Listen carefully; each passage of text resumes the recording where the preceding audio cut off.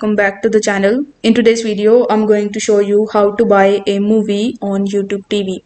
So it's a very simple and easy thing to do. First of all, you will have to come on YouTube TV and then you just have to simply log in into your account.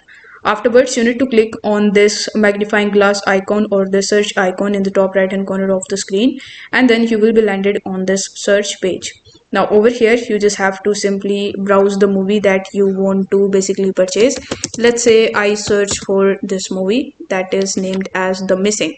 So it will show you the list of all of the movies that has the keyword that you have entered over here, and if you see the dollar icon right next to it, it simply means that you can buy that movie. So this is the movie that I want to buy, The Missing. So if I click on it, it will show you its details here. So in order to purchase it, you need to click on this plus icon, and then it will redirect you on the payment page where you just have to simply make the payment, and this way you will be able to buy your favorite movie and it will be added with your channels on YouTube TV.